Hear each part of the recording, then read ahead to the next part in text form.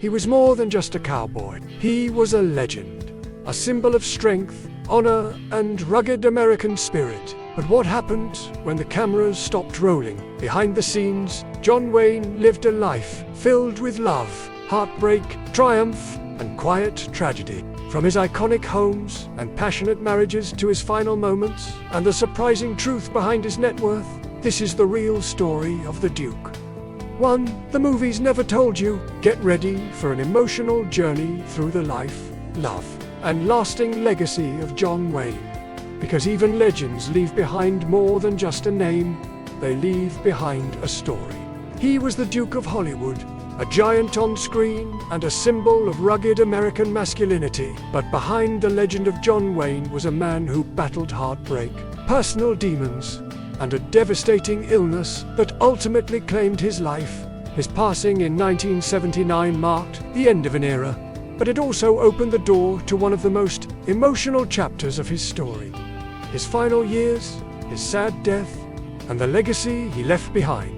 Having already survived lung cancer in the 1960s, which resulted in the removal of one of his lungs, John Wayne faced yet another cruel twist of fate: stomach cancer. With unshakable resolve, he enrolled in an experimental cancer vaccine study to fight back. But despite the best efforts of science and medicine, the cancer proved relentless. On June 11, 1979, John Wayne passed away at the age of 72, surrounded by family at UCLA Medical Center. His death sent shockwaves through Hollywood and left millions in mourning. Known for his towering presence and embodiment of individualism, Wayne had become more than an actor. He was an icon of the American spirit. After his death, he was laid to rest at Pacific View Memorial Park in Newport Beach, California. But in a deeply personal twist, it was later revealed that John Wayne had converted to Roman Catholicism shortly before his death. Raised Presbyterian, he kept the decision private, but his son and grandson confirmed it as a sincere choice made after deep reflection. He once requested his tombstone to read the Spanish phrase, "Feo, fuerte, y formal," meaning ugly, strong, and dignified. A perfect reflection of how he saw himself. For 20 years, his grave remained unmarked by the family's choice. When it was finally marked in 1999, it carried not the Spanish words, but a poetic quote from Wayne himself. "Tomorrow is the most important thing in life. Comes into us at midnight, very clean. It hopes we've learned something from yesterday." From 1948 to 1965, John Wayne lived in a 22-room farmhouse at 4750 Louise Avenue in the upscale Los Angeles neighborhood of purchased for $125,000, a large sum at the time. The home became a place of refuge, family, and memories. Wayne shared the estate with his third wife, Pilar Pallete, a Peruvian actress, and their children. The house was filled with Western-themed wood-paneled walls, fireplaces, and spaces that radiated warmth. It was elegant, rustic, and deeply personal. While living in Encino, Wayne starred in some of his most iconic films: The Quiet Man, The Searchers, and Rio Bravo. Despite the tough cowboy image, his life in Encino was quiet, filled with fatherhood, horse riding, and poolside moments. In 1965, the house was sold. A year later, it was purchased by Diane Disney Miller, Walt Disney's daughter, adding another Hollywood name to the property's legacy. After Encino, Wayne found peace at a stunning French chateau-style home at 2686 Bayshore Drive in Newport Beach, California. A 7,150 single-story house was perched along the serene waters of Newport Bay, facing Balboa Island. The home was warm, understated, and filled with personal memorabilia, family photos, nautical items, and movie keepsakes. A standout feature was Wayne's private dock, where he kept his beloved yacht, the Wild Goose, a converted World War II Navy. He often hosted guests, took fishing trips, and spent weekends with his children at sea. This home became his final sanctuary. Here, he battled cancer, reflected on life, and spent his last years in quiet strength. The house was sold in 1984, $3.48 million.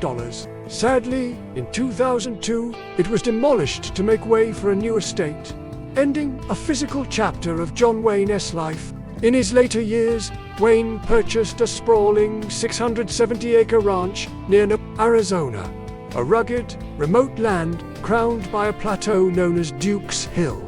His dream was to build a family retreat, a sanctuary where his children and grandchildren could connect with nature, away from the chaos of Hollywood. But time ran out. As his illness progressed, Wayne shifted his focus to health, family, and philanthropy.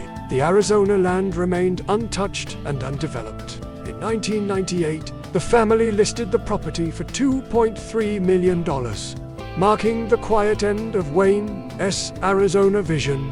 Wayne also owned Rancho Pavorio, a 2,000-acre working ranch in Hemet, California, with rolling hills, stables, cattle operations, and vast pastures. This ranch became Wayne's true Western escape.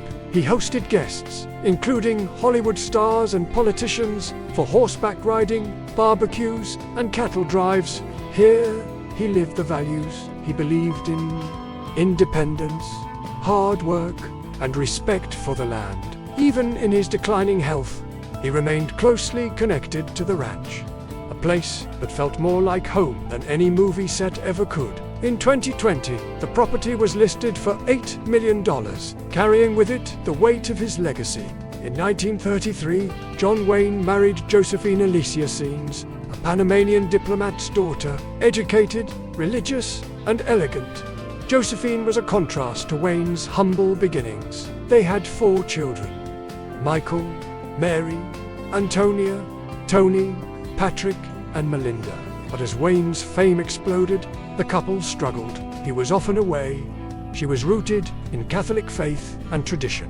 The distance became too great. By 1945, after 12 years, they divorced. Despite the heartbreak, they remained connected through their children and respected one another. In 1946, Wayne married Esperanza Ball, a fiery Mexican actress. Passionate, dramatic, and intensely jealous, the marriage was chaotic from the start. Alcohol, public fights, and emotional explosions plagued their relationship. Rumors swirled, including one shocking incident where Chata allegedly fired a gun at Wayne. They had no children, and by 1954, the marriage ended in divorce. Wayne would later describe it as my biggest mistake. Wayne's third and final marriage was to whom he met in Peru in 1953. Despite a 20-year age gap, they connected deeply. Married in 1954, their union lasted until Wayne's death in 1979. They had 3 children. Isa, though they separated unofficially in Wayne's final years, Pilar remained by his side publicly and legally until the end.